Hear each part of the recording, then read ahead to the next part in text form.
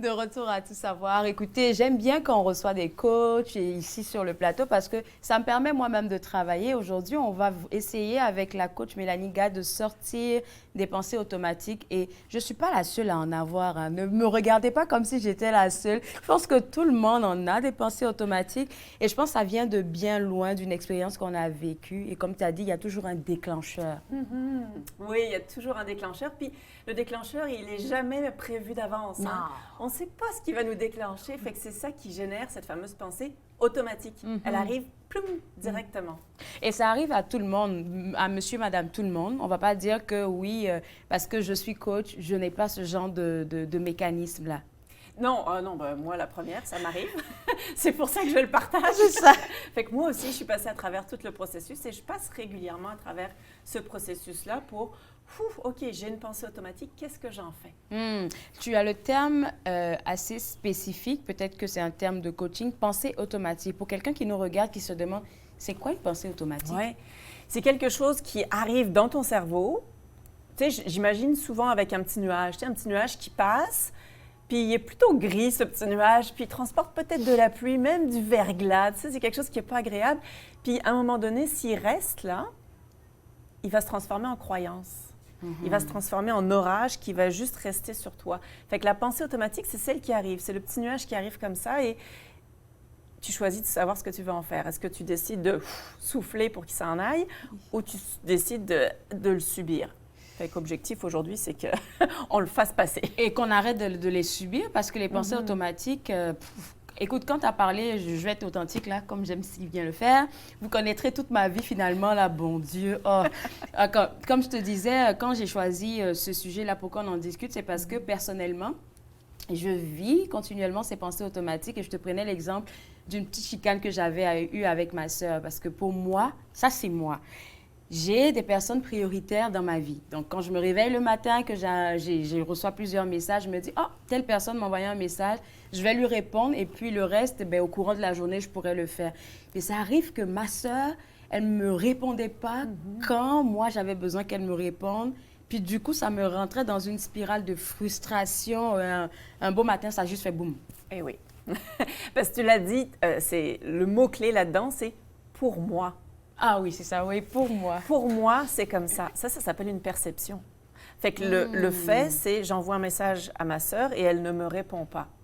Ça, c'est un fait. Il n'y a pas de jugement là-dedans, c'est un fait. OK? Mais la perception que toi, tu vas t'en faire, c'est ça qui est extraordinaire, c'est de se dire oh, ça me déclenche parce qu'elle devrait me répondre. Ben oui, moi, donc là, hop, on voit. Oui. Tu vois, je recommence. Et ça, c'est la fameuse histoire qu'on se raconte à l'intérieur de notre tête. Tu sais, ce qui revient, qui est la pensée automatique, le scénario, le film qu'on se fait et qui nous amène à nos croyances. Si elle ne me répond pas tout de suite, dans mon système à moi, ça veut dire quoi? Je ne suis pas si importante pour elle que Et elle voilà, l'est pour moi. Tu l'as. Fait que là, quand tu as ta croyance limitante, c'est extraordinaire parce que tu sais sur quoi travailler, tu sais de quoi tu as peur à ce moment-là. OK. Donc là, tu nous envoies creuser pour nous poser la question du pourquoi on a eu ce déclencheur-là. Plus que le pourquoi, c'est à quoi ça sert, c'est quoi la peur qui est en arrière? La peur. Il y a toujours une peur en arrière d'une pensée automatique. Un besoin, une peur. Tu sais, on n'est peut-être pas besoin d'aller dans des grandes peurs, mais des fois un besoin. Okay. J'ai-tu besoin d'être reconnue? J'ai-tu besoin d'être validée? J'ai-tu besoin d'être vue comme je suis? J'ai-tu... Peu importe. Fait qu'un besoin, c'est important. Une peur, c'est aussi essentiel à identifier. Parce qu'une fois que tu l'as identifié, ta croyance limitante, bien, tu peux passer au vent qui va enlever le petit nuage, qui va dire, bien, qu'est-ce que j'aimerais croire aujourd'hui? Ce serait quoi mon soleil aujourd'hui, tu sais? Bien, quand je sais ce que je veux croire, bien, je peux le décider.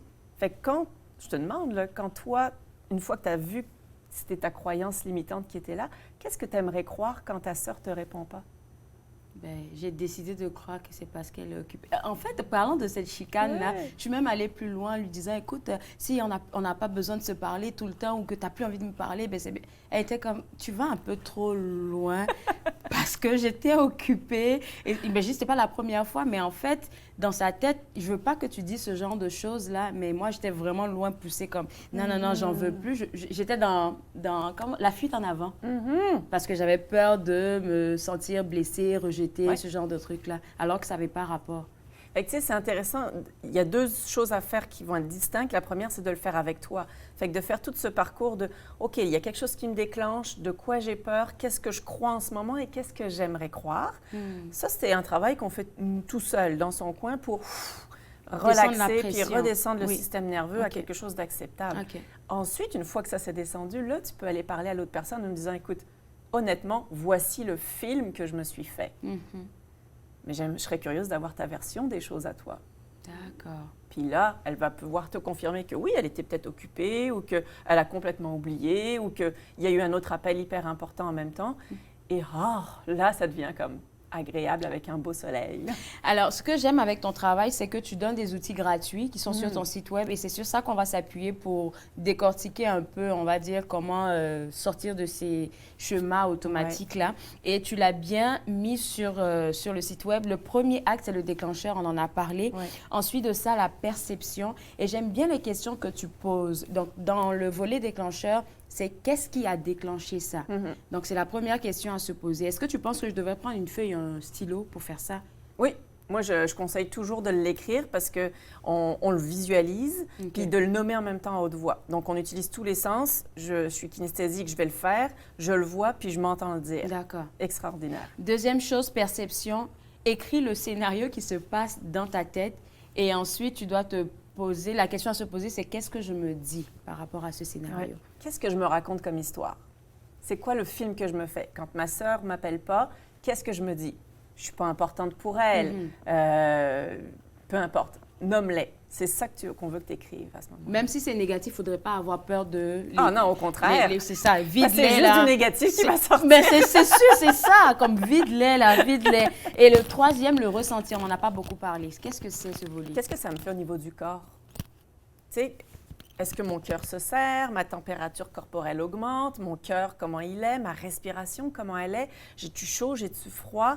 Est-ce que je me crispe parce que je suis complètement relâchée? Pourquoi ça compte tout ça? Ça, c'est important pour le mettre à l'intérieur de ton corps, pour comprendre comment, quand tu es déclenché, des fois, on pense, on reste ici, mais c'est pour venir conscientiser dans notre corps comment on se sent.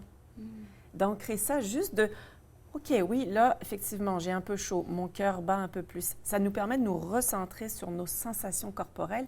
Puis ça nous aide à nous grounder aussi, à nous ancrer. Là. Alors, le volet numéro 4, c'est la croyance et je pense que c'est là qu'il faut faire le plus gros des travaux. Ouais. Qu'est-ce que tu crois de qu'est-ce que tu as écrit? C'est ça. Quand je vois toute ma perception, tout le scénario que je me fais, qu'est-ce que je crois? Puis là, c'est fort, tu peux y aller très loin. Je crois que je vais être abandonnée, je crois que je compte pas à ses yeux, je crois que. Et plus tu vas en nommer à ce moment-là, plus ça va te décharger.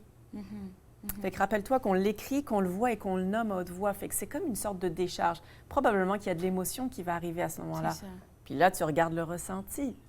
Qu'est-ce qui se passe?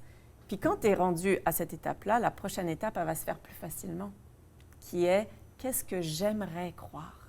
Et là, je pense que ça, c'est moi, ça doit être un peu beaucoup plus difficile parce que quand on a une croyance qui nous vient d'une expérience qui est très souvent négative, parce que je pense que c'est ça qui crée ces patterns-là, comment on fait pour... Je pense que ça va être long de virer d'une croyance à une autre, hein? Ça peut être long dans le processus à faire, mais c'est pas très long quand tu l'écris dans l'exercice. Parce que ta croyance, imaginons que la croyance, c'est « je crois que je ne suis pas importante à ses yeux ». Bien, ma croyance motivante, c'est « j'aimerais croire que je suis importante à ses yeux ». Et qu'est-ce que je fais pour insérer cette croyance-là maintenant? Tu te la répètes. Oh, juste ça. Tu te la répètes, puis encore une fois, nomme-la, écris-la, je suis importante à ses yeux, je crois que je suis importante à ses yeux. Puis Lise Bourbeau, elle a un très bel exercice qui est comme le triangle de la vie, où c'est « j'aime », les autres autant que les autres m'aiment et que je m'aime. Donc, c'est quelque chose qui est comme un processus facile à faire. Donc, si toi, tu le crois autant que tu le crois pour les autres vont le croire pour toi. Donc, il y a comme quelque chose où il faut commencer. Puis si toi, tu le crois déjà, que c'est important de répondre aux autres rapidement parce que les autres ont de l'importance pour toi, bon, ben, si tu le crois déjà, c'est assez facile de croire que les autres croient la même chose pour toi. D'accord. OK, je pense que le travail, il est... croire. C'est ça, il faut y croire. Et puis, il faut aller étape après étape. Tellement. Parce que je pense que des chemins automatiques comme ça, on va avoir dans tous les domaines professionnels, financiers, amoureux, familial. Donc, il faudrait travailler vraiment nos croyances et je pense que c'est là qu'on a besoin de ton accompagnement. Alors, dis-nous un peu, c'est comment que tu accompagnes les personnes qui viennent à toi et qui sont perdues comme moi. Bien, c'est ça, les gens arrivent souvent avec le « oh, c'est le brouillard, je ne sais pas par où commencer ». Puis moi, je vais vraiment agir comme un démêlant, là. Je vais démêler un petit peu ce qui se passe dans leur esprit, puis leur présenter les choses un peu plus à plat pour avoir une vue d'ensemble et décider de « OK, vers où on va aujourd'hui? Qu'est-ce qui va te permettre d'avancer? » Fait que oui, j'ai des outils, mais souvent, les ressources, elles vont venir de l'intérieur de la personne que je suis en train de coacher. C'est ce que j'aime bien avec, depuis la première fois qu'on a parlé, tu nous ramènes toujours à nous et de se regarder. Et j'aime bien que tu nous apprennes à parler, comme à faire sortir comme les émotions, à nommer les affaires, parce que j'ai l'impression que ça nous permet de faire, pas j'ai l'impression, ça nous permet de faire un détachement. Oui, on appelle ça la dissociation. Dissociation. Et ça nous permet d'avoir ce recul de prendre une petite pause avec notre corps. Merci beaucoup à toi. Écoute, je vais demander aux gens qui nous regardent d'aller visiter ton site web pour avoir toutes les ressources disponibles. On se voit juste après la pause pour regarder Tout savoir.